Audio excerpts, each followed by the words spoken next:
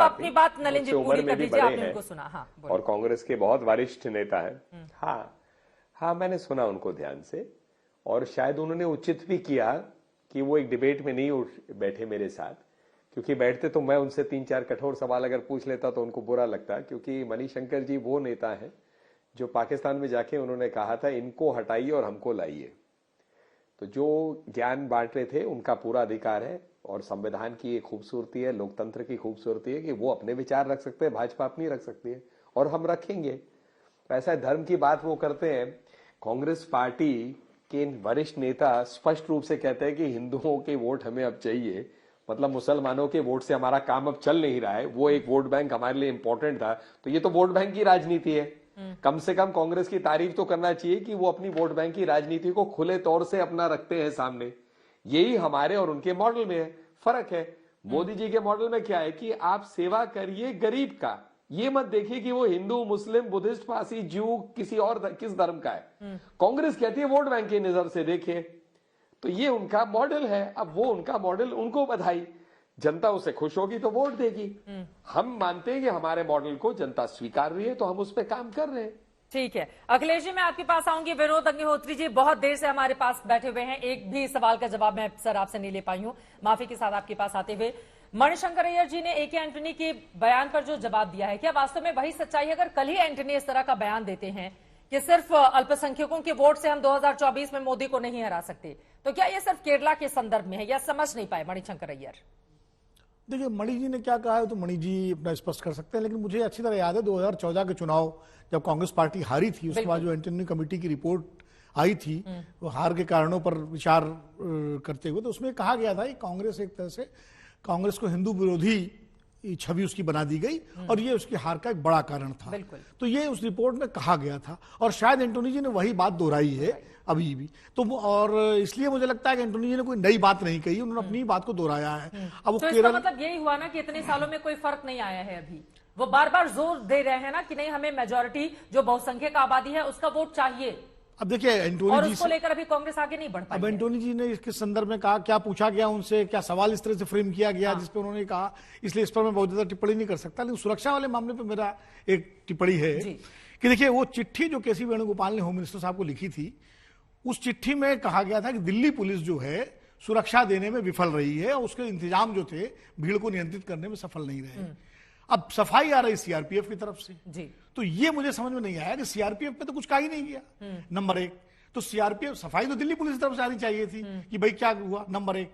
दूसरी बात है सीआरपीएफ अगर ये कह रही है कि 113 पुलिस सीआरपीएफ दोनों ने मिलकर नहीं, होता यही है कि सीआरपीएफ की जेड प्लस सुरक्षा है, कोऑर्डिनेशन स्टेट पुलिस का होता है, लेकिन दिल्ली पुलिस की तरफ से सफाई आनी चाहिए थी कायदे से। दूसरी बात यह है कि अगर 113 बार राहुल गांधी उल्लंघन कर चुके हैं तो ये अब आप क्यों बता रहे हैं? आपको ये बात जब पहली बार उन्होंने उल्लंघन किया, दूसरी बार किया, तभी चिट्ठी लिखनी चाहिए थी राहुल गांधी को और ये बताना चाहिए था कि आप सुरक्षा नियमों का उल्लंघन कर रहे हैं, ये गलत है। इसी तरह जैसे अभी नलिन जी ने कहा कि एसपीजी जब विदेश जाते थे राहुल गांधी तो एसपीजी क्यों छोड़ जाते हैं, मुझे लगता है ये गलत है। एसपीजी के जो जिम्मेदार अधिकारी उनके खिलाफ कार्रवाई होनी चाहिए, क्यों ब्लू बुक के हिसाब से कभी भी एसपीजी प्रोटेक्टिव को अकेले छोड़ा ही नहीं जाएगा। यहां तक कि अगर वो अपने घर में सो रहा है तो बेडरूम के बाहर एसपीजी का जवान तैनात रहता है, आदमी तैनात रहता है। तो ये दोनों चीजें जो है अगर ऐसी हुई है तो ये गंभीर चूक है एजेंसियों की तरफ से, और सरकार को इन दोनों मामलों में जो है निश्चित रूप से कदम उठाना चाहिए, क्योंकि सवाल सिर्फ राहुल गांधी की सुरक्षा का नहीं है, सवाल इस देश के वीवीआईपी सुरक्षा के इंतजामों का है। बिल्कुल बिल्कुल।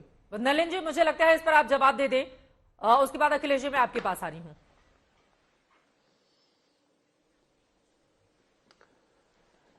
इसमें ना दो पहलू हैं। देखिए, पहली बात विनोद जी सही कह रहे हैं कि सुरक्षा एक गंभीर मामला है, वो हम भी कह रहे हैं, हमारे में कहीं अंतर नहीं है इस बात में। लेकिन दूसरी बात यही है कि मैंने जो बात कही और सोच के कही कि कांग्रेस पार्टी सुरक्षा कर्मियों और सुरक्षा पे राजनीति कर रही है, तो उंगली दिखाते समय 3 उंगलियां आपकी तरफ भी होते हैं। उस 3 उंगलियां जो आपकी तरफ हो गई हैं कांग्रेस की तरफ, उसका जवाब तो उन्हीं को देना पड़ेगा।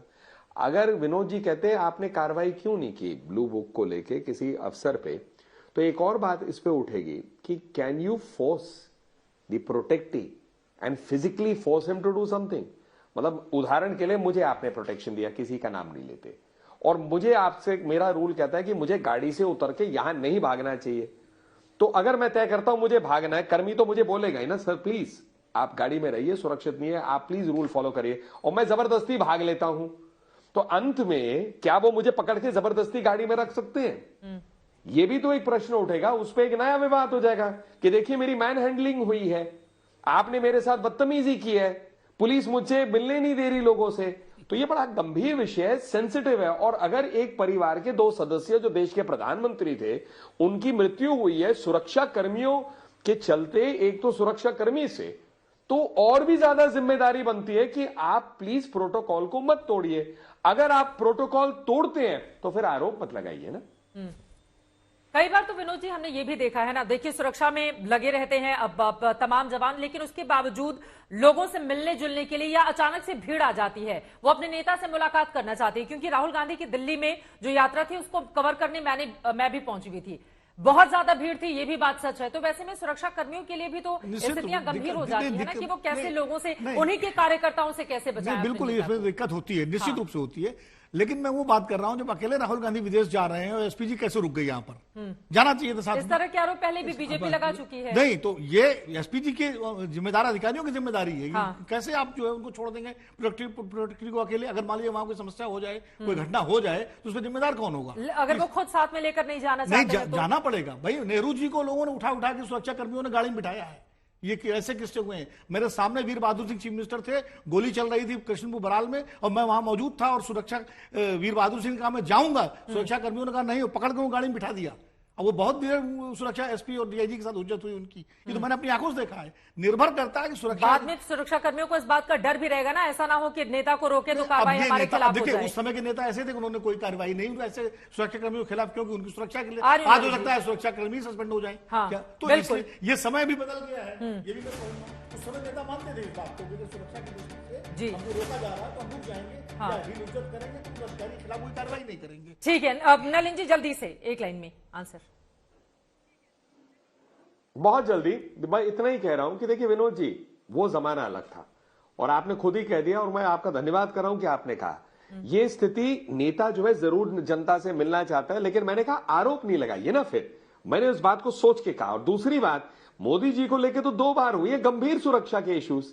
एक तो पंजाब में हुआ ही हुआ, और आप याद करिए 2014 में क्या हुआ था, पटना में बम ब्लास्ट हुए थे भाई।